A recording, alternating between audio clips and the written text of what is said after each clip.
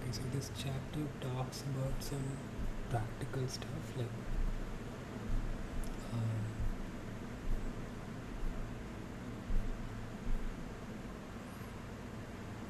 so we need to have excellent hand-eye coordination, and my takeaway is this thing like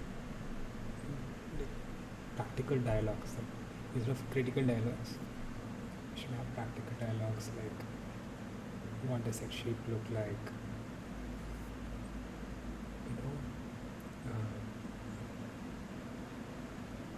is the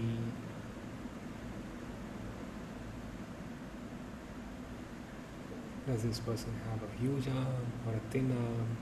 How would you describe this shape? Stuff like that. So this is initially it will be slow thinking, meaning we are putting everything in words, trying to describe what does that look like, and that is, I think, that is the conditioning process. Once the conditioning or the programming kicks in, it would, some of these ideas would become background processes in our brain, and we won't have to worry about them.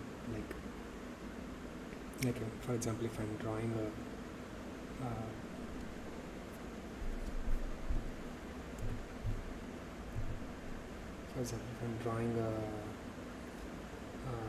landscape, and I see a shape, something like this.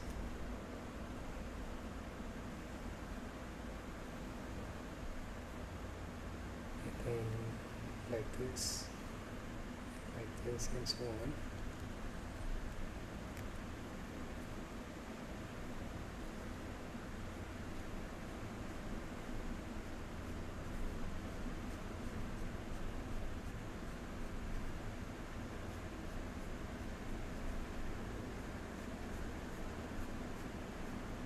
So I should have this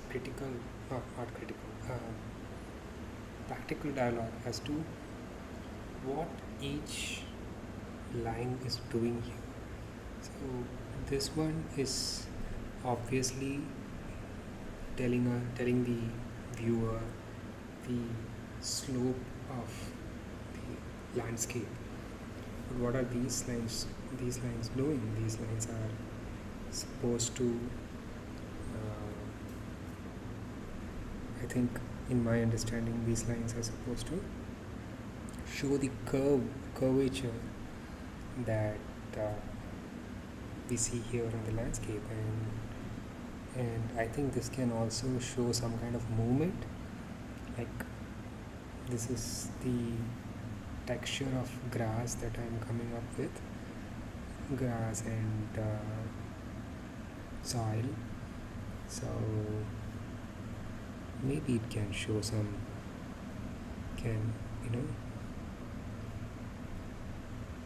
create the effect of movement, of wind and stuff like that.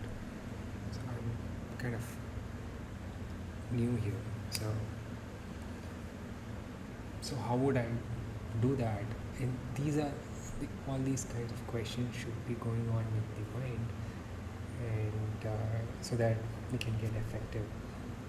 And I'm not going to aim for any kind of perfectionism. I'm just going to keep putting down ideas as they appear, and like really simple ideas that I can deliver right now, instead of focusing on anything perfect.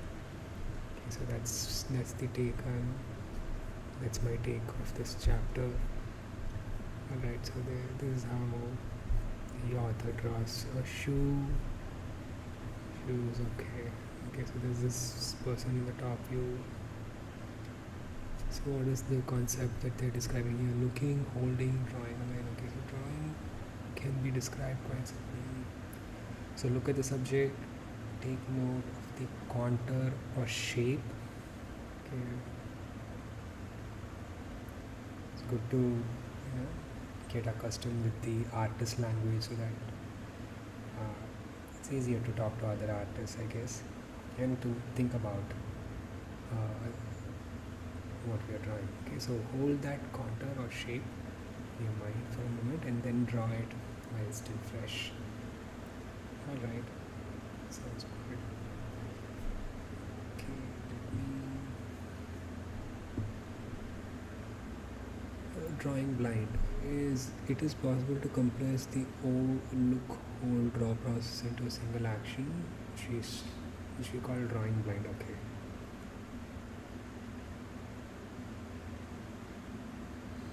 Yeah, again, if I don't, like try to get something perfectly, instead I'm I'm just capturing ideas as ideas appear in the mind. If I can just capture them on paper, then yeah, that's a win. Alright, so drawing blind. The more ideas I capture, so it's art is right now for me. Art is basically a communication medium, and not trying to communicate with the person out there. I'm trying to communicate with the brain, which takes visual cues and process thousands of things at a time, and then it kind of uses those cues to create information for the person to like.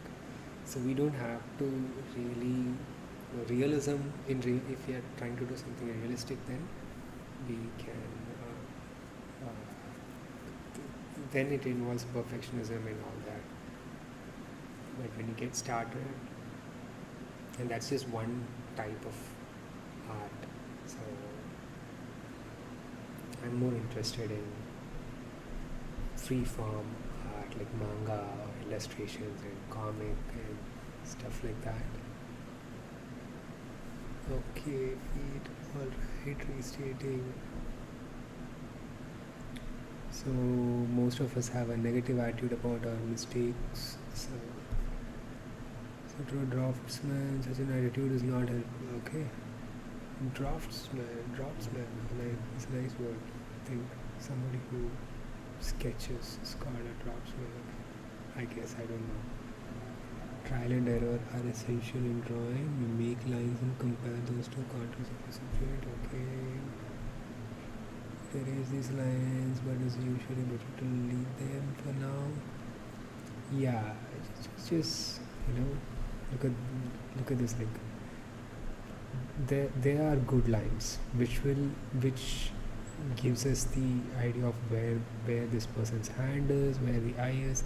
But there are also bad lines that are moving around, which is not giving any information. It's basically noise to the brain. The brain is a very I think in these kind of most art, it's the brain of the perceiver which is doing the heavy lifting more than the artist. So the artist could have introduced a lot of noise in because of the process that they're going through, yet the brain picks up the lines and contours and all that, and colors and contrast, and it tries to make sense. It's always working to try to make sense of what is in front of it, because it's a survival thing, right? And so that is where the intersection of how a brain works and what is put on paper, that's somewhere around that is where art is, I guess. So again, it doesn't have to be perfect. The sense doesn't have to look like how reality, real visual 3D reality looks like. We don't have to do that. At least at the start. At least it's not what art is about. to me at least. So don't worry if restating lines makes your drawing appear busy. Yeah, she uses the author uses the word busy. I think it's noise. So there's a lot of noise here and there because some of these shade, expresses uh, where the light is. Some doesn't do anything. So what is this here? Okay. Different shade.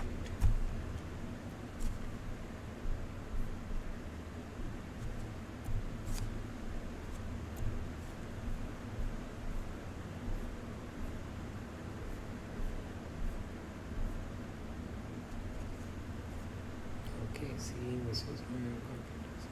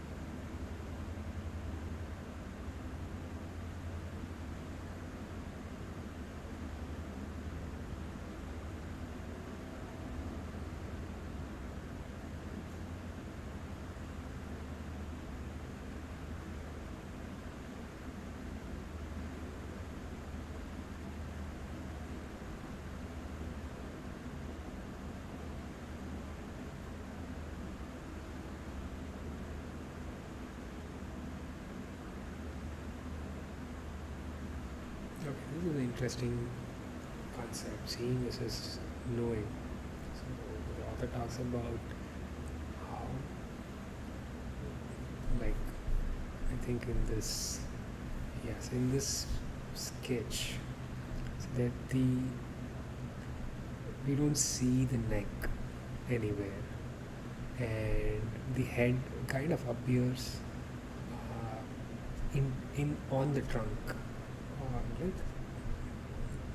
like it has submerged into the torso, which looks a little bit awkward, but it is what the eyeball sees. So that's what they're saying, that even if you know how something should look like, that comes from memory, right? That comes from so what we know about this world. The author says, empty yourself and be obedient to what you see, and just pen it down, like ink it. Just draw what you see as your eyeball sees it.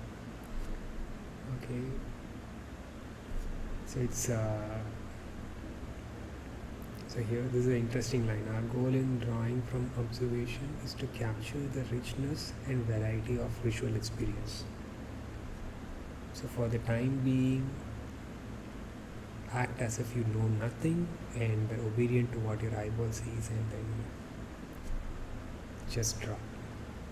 Okay, so this is key to natural lifelike drawing. Very interesting philosophy. Right?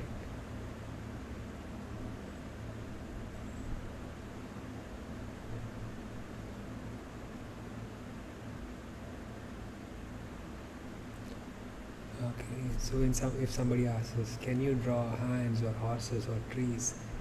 The answer is, we do not draw things at all, only lines. To reproduce objects as we see on paper, we need to translate what we see into a useful language, which we will call the language of lines. How interesting.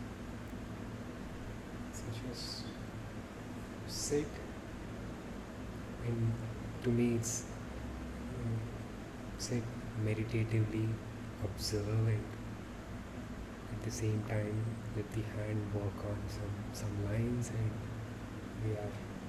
we're translating what is seen into into this language of lines. Right? That is all. The author claims that that is all we have to do. That is one way to do things, at least. Right? So, okay. True seeing means ignoring logic and responding to what our eye tells us. Very interesting.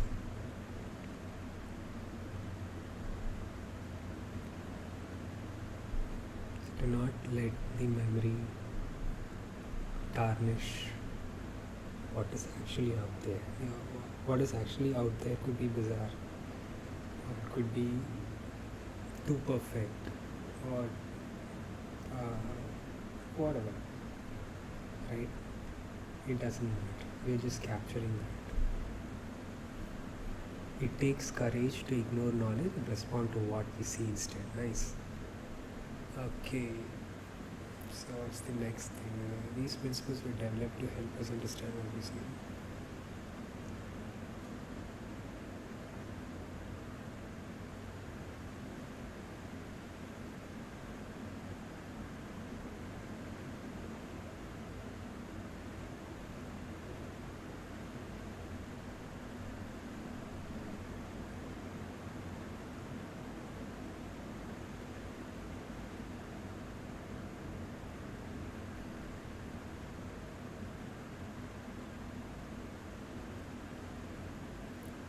Okay, so squinting. So how do I simplify the complex visual experience that we have as humans into a simple language of lines? Okay, so that's an interesting question, right? So how do I do that? That is basically what will form our own style.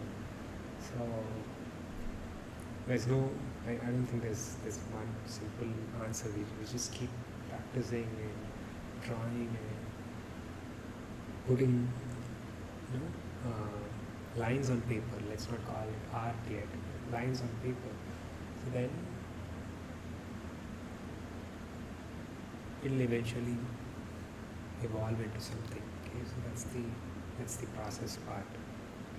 The author says we just have to get equipped with tools that comes our way. So the author talks about squinting. We squint, and then automatically we are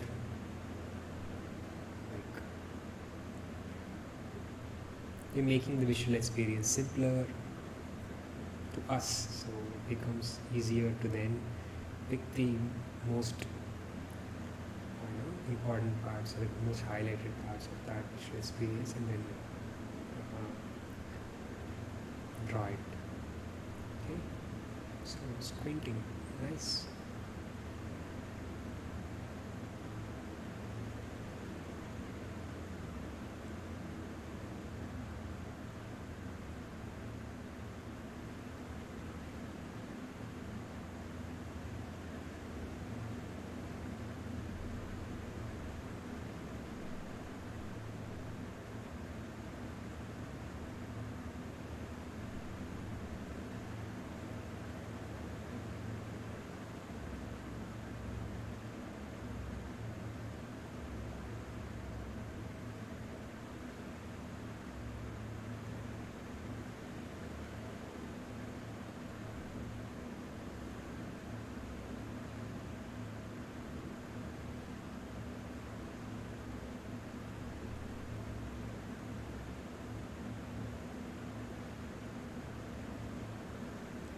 Okay, I'm going to do this drawing my own hand.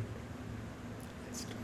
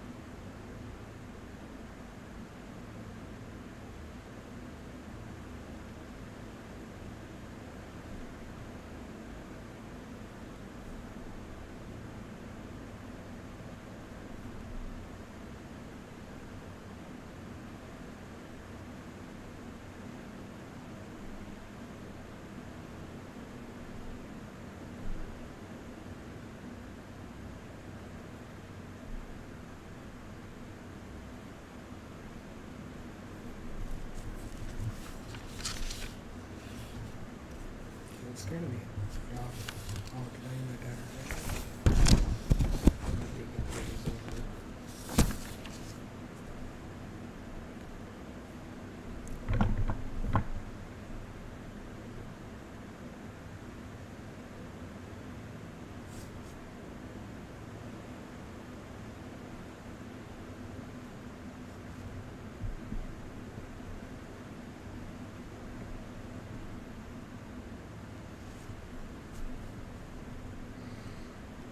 okay, I'm going to introduce some shading to make this to communicate more. Because there's light on one side and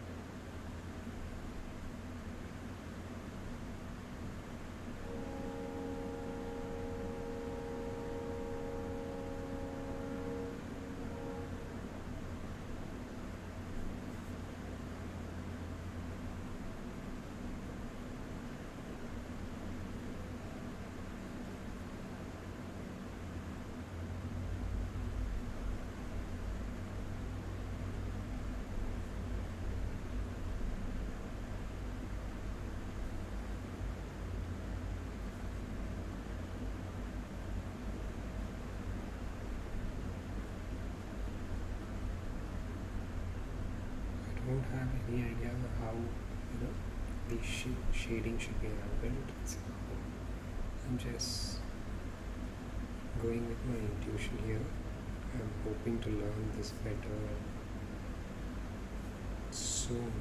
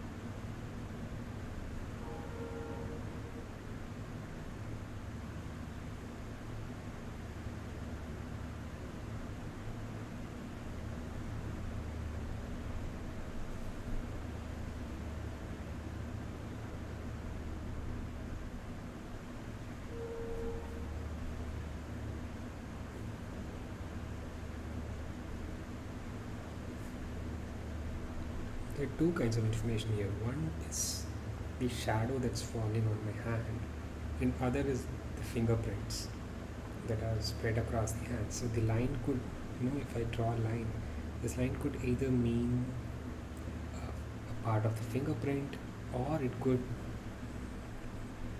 send out the information about where the shadow is. So I think that makes drawing a hand pretty forgiving, because if I make a wrong line, noisy, busy, making it's difficult to make the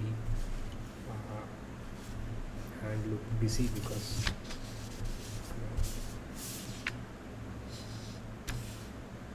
it's either a fingerprint or a shadow.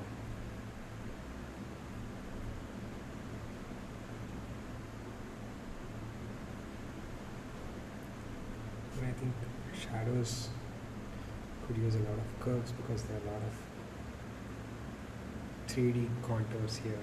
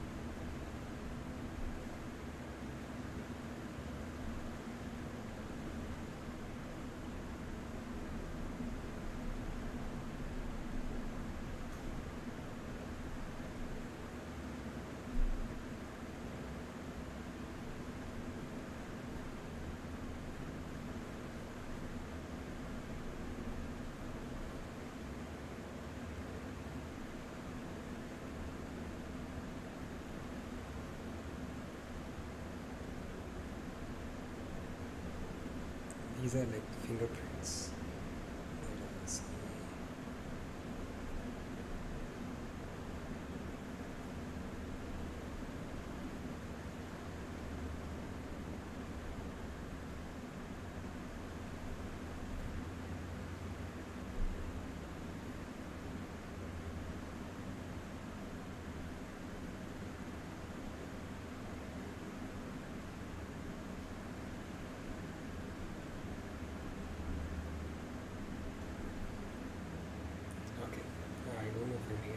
see, or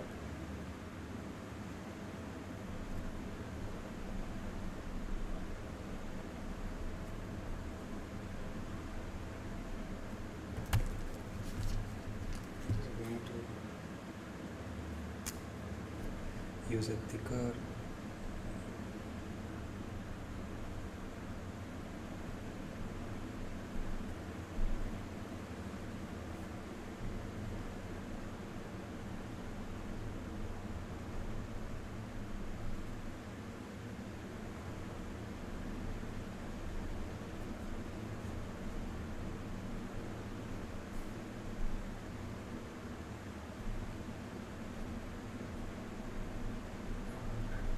Okay. I mean, like, it's not supposed to be perfect or anything. It's all learning process, right? So I'm looking at my hand, and then I'm just drawing what I see. Maybe I could see a little more and draw a little less.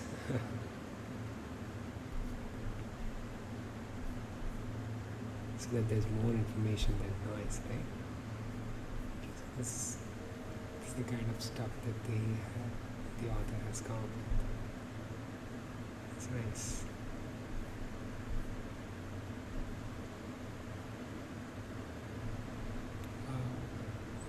Nice sleeping cat.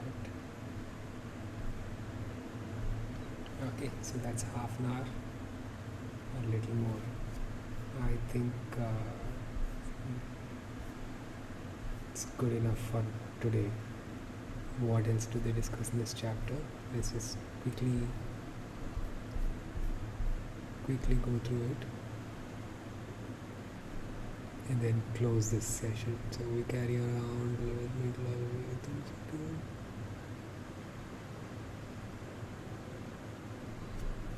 okay, so this is a symbolic apple that is drawn from memory.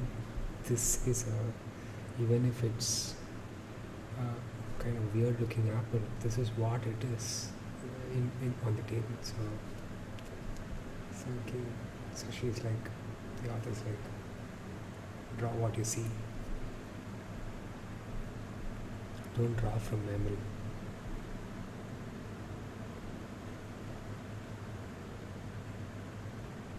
That kind of clears a lot of my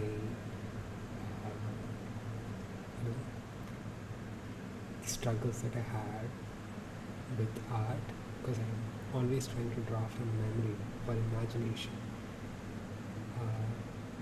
So what happens if I have to draw something, an idea that is that appeared in my mind, then I'll have to draw, pull up references and describe what I see in my mind's eye, pull up the references and also let it evolve. Okay, when once you see a reference, like let's say I have this image of a surreal like extra, like let's say I think I'm on a different planet or something, and I see skies and clouds and rock structures which are totally different from what it is on Earth, let's say.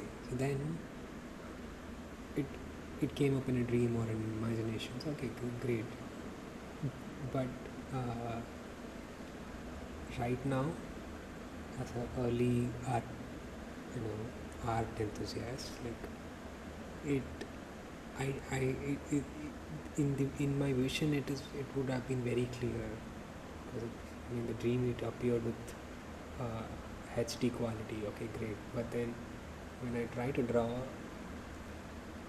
I lose confidence because I'm trying to draw from memory. Instead, I should describe what I saw, look up references online of other artists that have come up with something like that, or go to pull up references of space art, like space images, And once I see the references, the art is going to evolve, the image is going to evolve. Maybe we can have something, like I would say texture or something. So just basically saying that we should put up visual uh, stuff like a collage or something, and then work based on that, which is an interesting idea. It need not be the only way to work. I'm still figuring things out. Okay, pepper. Okay.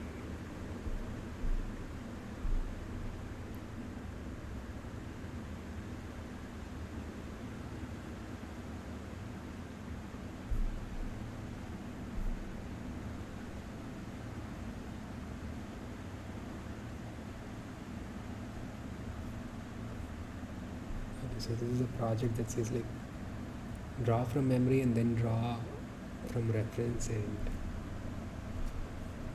know for yourself which way you want to take. How inadequate is the memory when compared to richness and variety of direct visual experience? Okay, the shapes, textures and tones and everything in a direct visual experience is far, far, far richer. Right.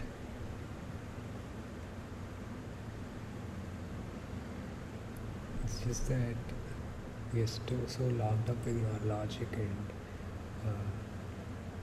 as the feeling of being an individual, that we kind of think that our memory is so good.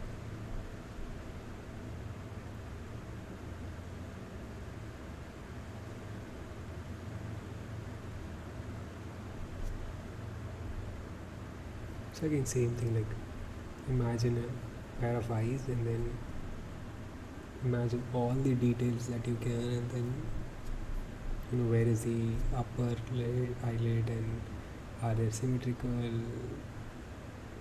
what does it like. So if this will be a struggle, right? Like we don't even know what questions to come up with to describe our eyes, our own eyes. But if you have a mirror, look at the mirror and then you'll be surprised, oh, there's this detail, oh, I never knew that. Okay, stuff like that. Alright, I think developing shape consciousness. Edward Manet once observed there are no lines in nature, only areas of color, one against another. This simple remark can hardly be voiced. Suggests a major key drawing improvement. Each area of color has a shape. In fact, it is a shape for our purposes.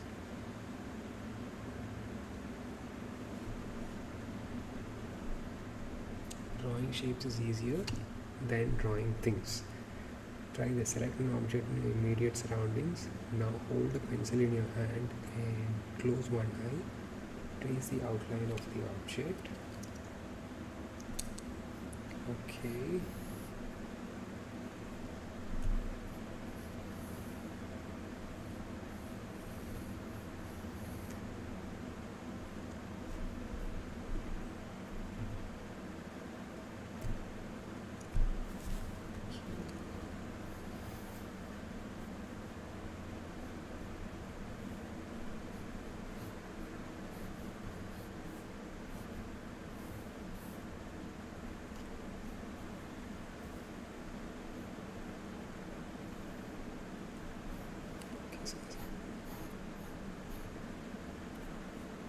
Plant pot nearby, so I'm just tracing it.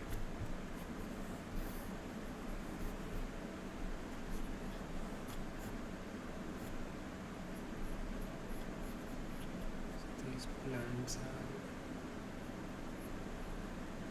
actually plastic plants. And they end with a bulb kind of a structure.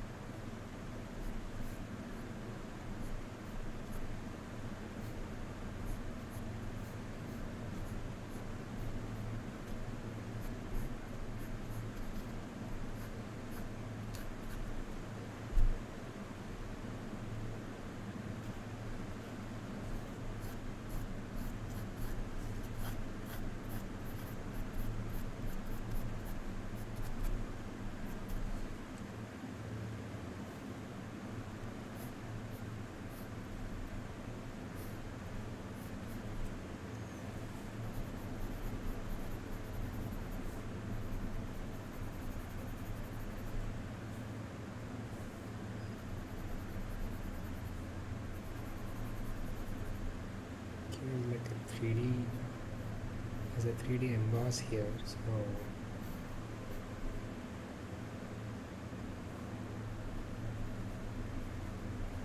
in this pot has this, it's like in a plastic pot, and then it has these kind of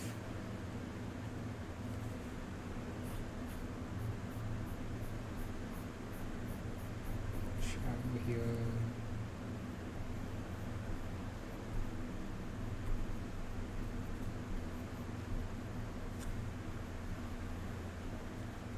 Some pattern on the pot, texture.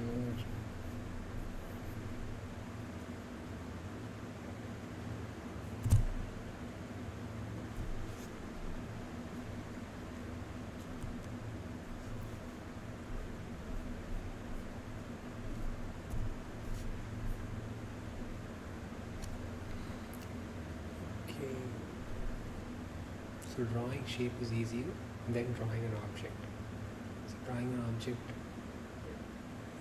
I think whenever we introduce the word object, we already have started depending on our memory, and while squinting, I was just using one eye so that the parallax is gone and I could see clearly, because this pot is like really close by. So using one eye, squint to make the image simpler, read the depth better. So I make the visual experience itself simpler, so it's easier to capture and translate into lines and shapes. So the language of lines, so that's the takeaway.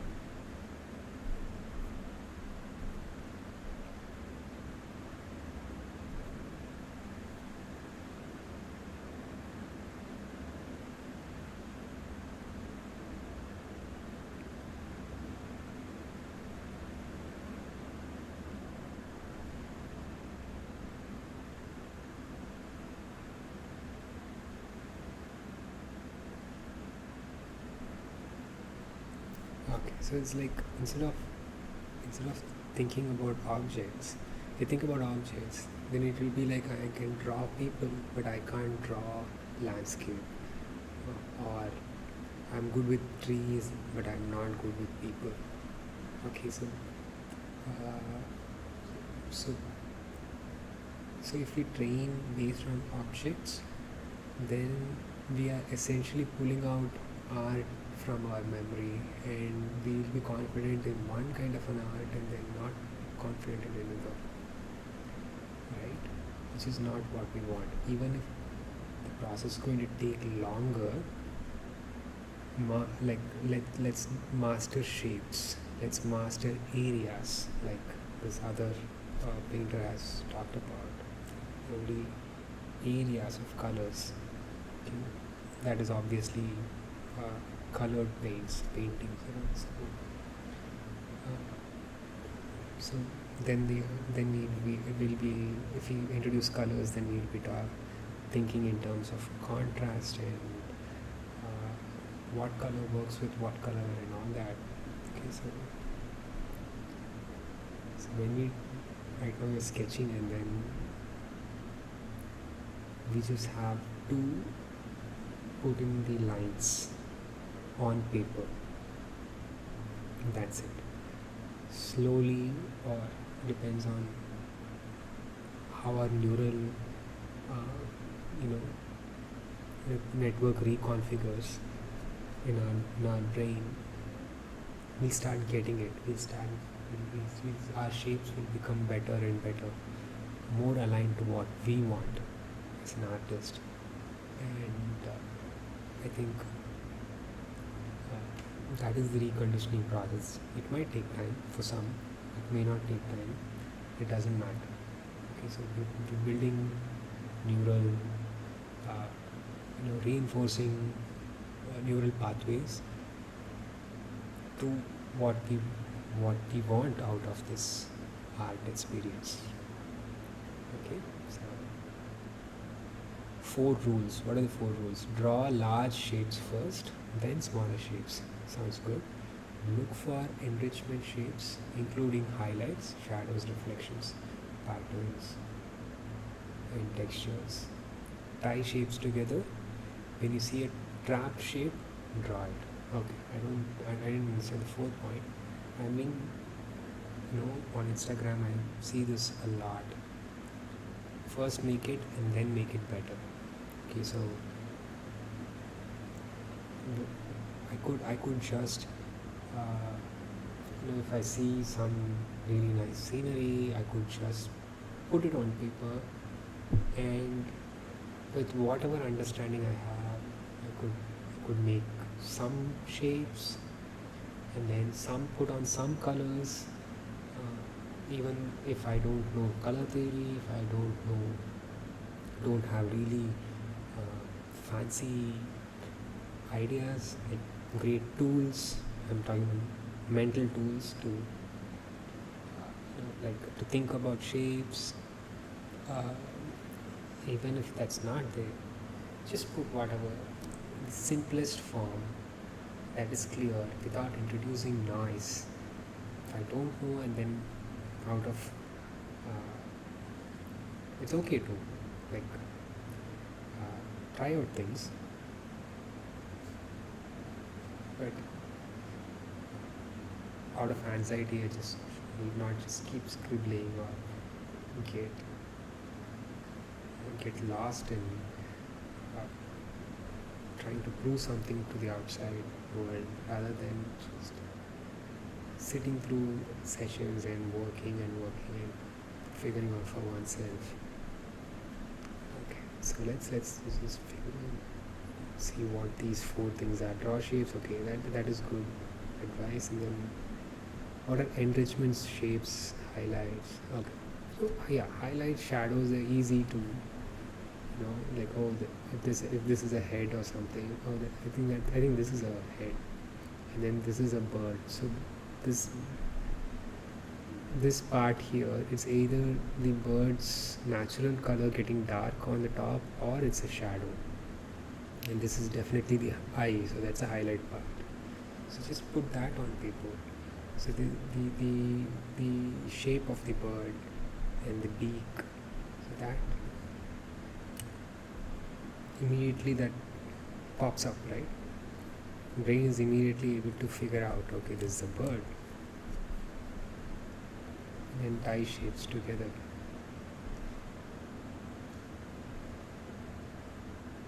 I think this human was not intended. See, I can kind of see an eye here, and then a nose here, and then a chin here, and a mouth here.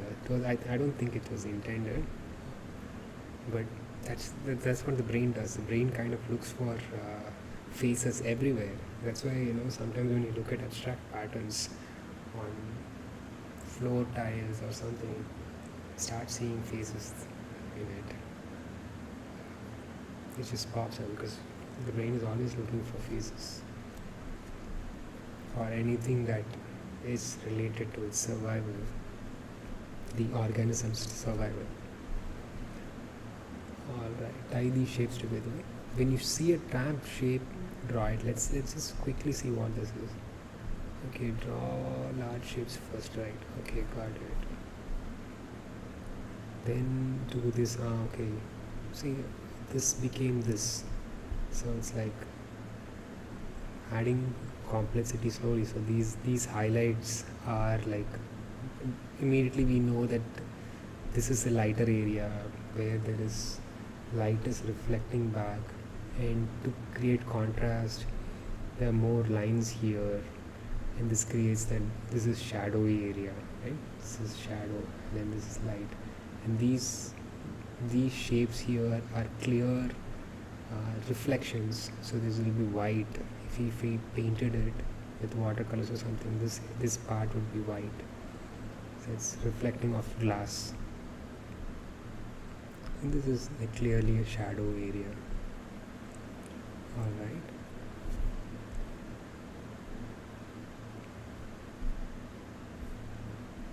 Tinted glass.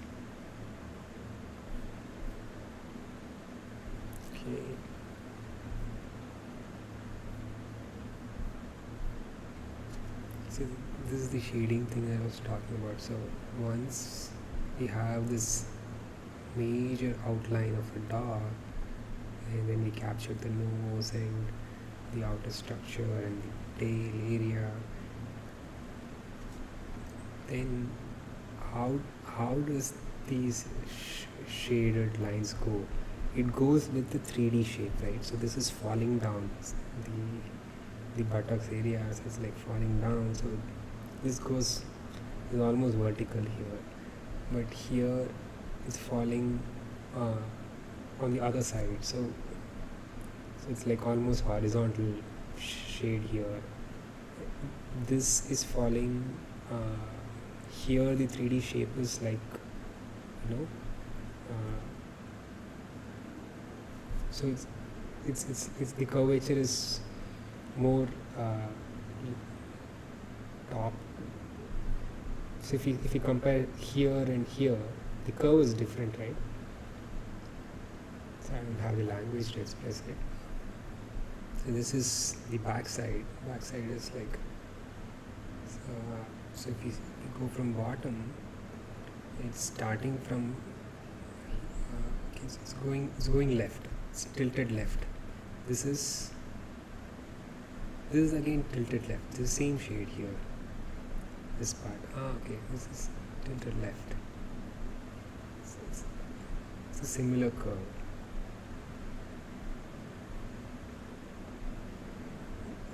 Alright.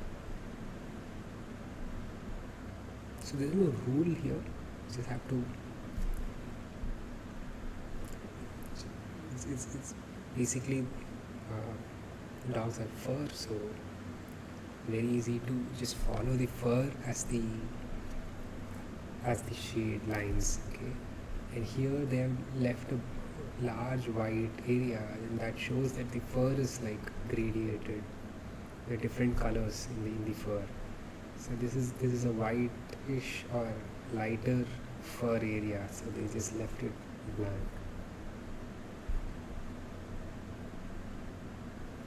Oh, nice. Tie shapes together.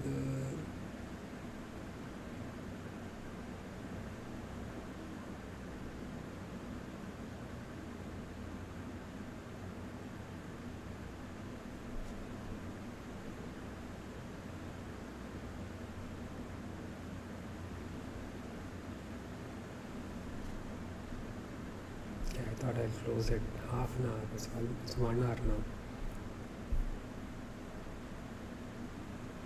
Alright. Okay, this is the rule that I want to see. I think this is kind of self-explanatory. Like, rule 3 can be used when any two adjoining shapes are the same tones. Remember, we often merge the dark shades. Okay, they're like merge these shapes. So this is one cow, this is another cow, and then these shapes are kind of merged together. So this is thinking in shapes, right? It's kind of not intuitive to me right now. I think that's the beginner. That's the part where my conditioning is getting transformed. Instead of thinking in terms of objects, this is one cow and this is another cow. If we start thinking about shapes, then we just draw these shapes and merge them together, and the cow kind of emerges from the art when when the shapes are. So that's the kind of change in thinking. So there's no logical effort. Instead, there's no kind of effortless. We enter a kind of effortless, like flowy state in which we just capture what is being seen.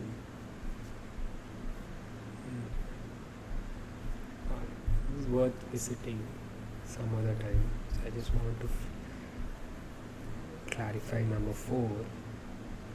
Something that I didn't understand. When you see a trapped shape, draw it. So when you bring your thumb and forefinger together to make the OK gesture, like like this okay gesture.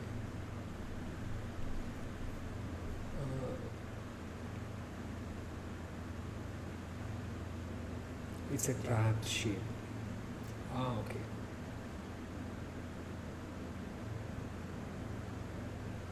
At first glance, it looks like an O, but if you examine closely, it looks more specific. Characteristics is tapering. There's curve, like this part of O, and then the other hand side is like there's a acute angle and stuff like that. Okay, so it's a shape. There's a shape, and that I think gives a lot of. So basically, we want to increase the signal quality and reduce the noise, meaning we are trying to communicate something to other human brains, not to the human person, right? The brain would communicate to the human person. So we are trying to make shapes that their brain can pick up. Not the person. The person is, yes, the brain can pick up and create visual signals. Okay, so we're just creating visual signals that the brain picks up and tries to make sense out of. So what is this?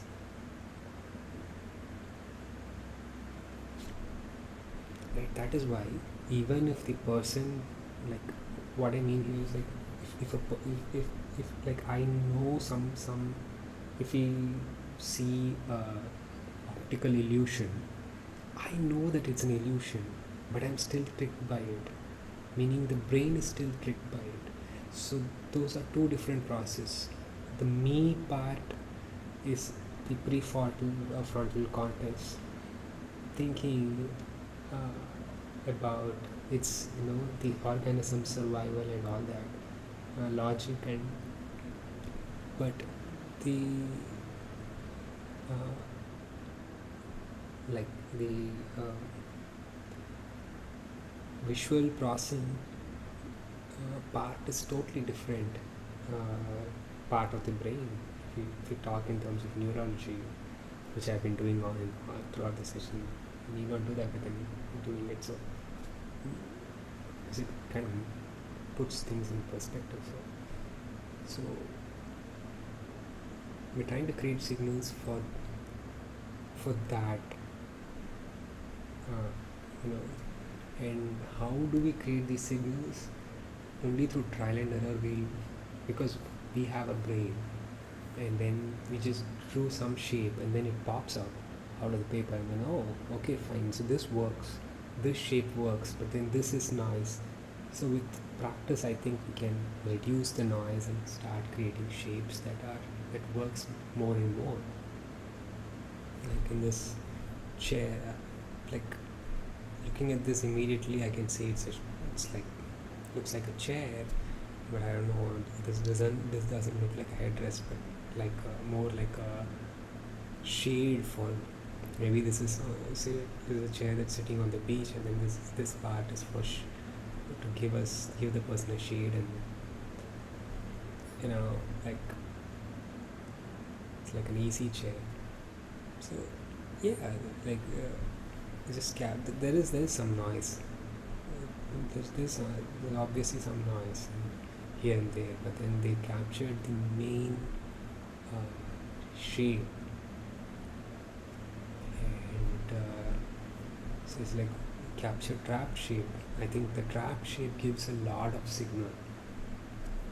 Each and every space between the rungs is a shape, and it's a good idea to shift back.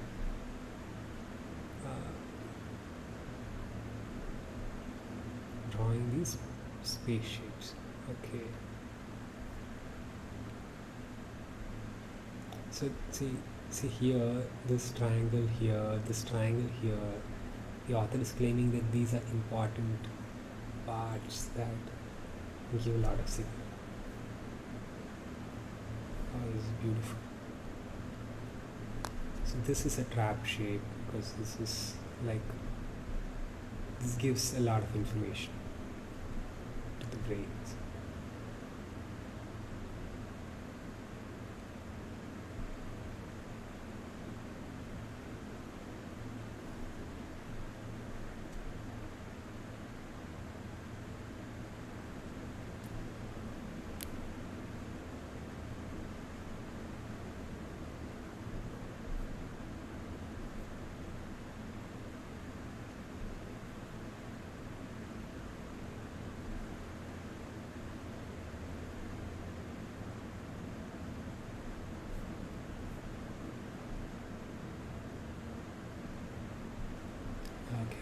By now, you probably realize that intense observation is hard work. So we've been working on this for more than an hour, and it's kind of the fatigue is already hitting me. Fatigue is inevitable.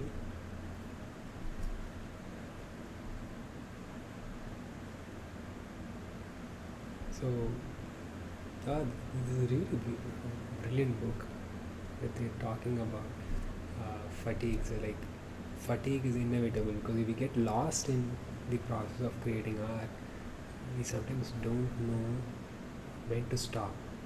But the body is always communicating to us that okay, it's time to stop now. And the author says that sudden awareness of time. What time is it? Or hunger, something like that. It's an indication that maybe we should slow things down. Because I think with fatigue, we'll introduce noise into the art. So once you become time conscious, you're probably getting tired. At these times, it's best to simply stop drawing. I mean, drawing should be a very meditative, enriching process. It should be done like in a relaxed state. It's not to be done like I know that people work in mangas and animations, and they may not be able to set some rules like that, but if you're doing it as a hobby or as trying to master it, then we should do it when we are relaxed. So focusing allows you to bunch up both your energies and your time to be spent in just a few areas. Okay. So with time, I think with mastery, we can just draw a few strokes and still convey the signal, right? Like just gentle strokes, and then then the shade, one shape, like couple of shapes, and then the imagination will fill up the rest. Okay, otherwise we have to if you're trying to convince the brain, then you'll be adding a lot of shadows and right. That's exactly why so many comic strips work. They could be as light as we think, just outlines, and still it works because the brain is so imaginative.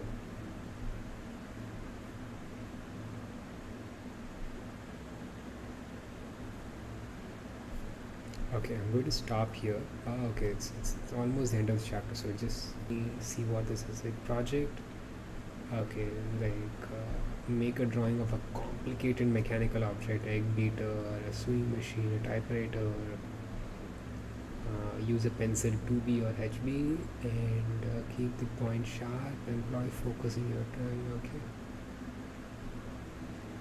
Okay, so use a good pencil and then capture the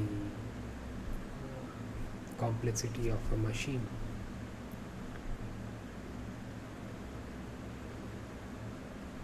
One of the special advantages of drawing over painting or sculpture is that you can stop at any point. Yeah, because paint gets dry, it's a chemical process there, so you can't stop. You have to probably complete a layer or something, but then sketching, there's no such thing. So crucial to becoming an artist, ability to evaluate your own work. Doesn't mean taking a self-critical attitude. It doesn't mean like you're saying it's a good thing or a bad thing. Everything is learning. So after you've made a drawing possible, like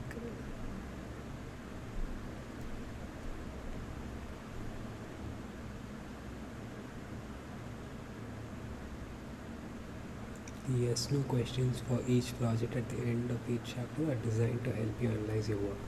So there are a lot of yes/no questions. Okay, fine.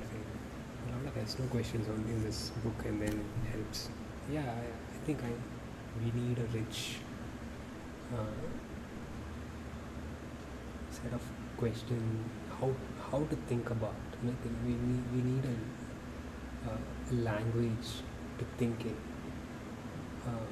in computer science. Like there's this term called domain model, right? So once if you a particular style of art, if it's a domain, then I have to have words. So like the author used words like foreshadowing. I don't know what foreshadowing is. So we need words to kind of evaluate. It's not critique, it's evaluation of the work at the end. Like, should I use a different shade of pencil? Should the lines flow a little bit more freely? Should I add more shadows? What's working? What's not working? Which shapes are convincing? What's happening in this art? Stuff like that. If we question it, then evolution takes place in the direction that we want to go in. Alright, that's all. So use practical dialogue, use triggering words to direct your hand, draw blind, restate. So don't erase, just add more on top. It doesn't matter initially. Like, we're not trying to be perfect, we're trying to just choose seeing or knowing. So this is the apple that comes from knowing, right? Like this is how a bitten apple would be, but then in reality it looks different, more 3D, and then individualize by exactly what you see. You will be able to draw specific unique things rather than symbolized in generalities. Same thing. Simplify shapes, look for shapes, focus. Okay, isolate the more interesting areas, right? By focusing, like, I think this is where the style of an artist comes up. Like,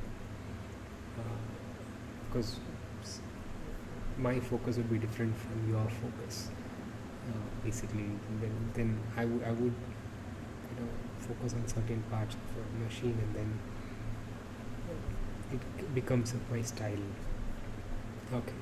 Anyway, I think this was a good session for me, and yeah, happy with what happened here.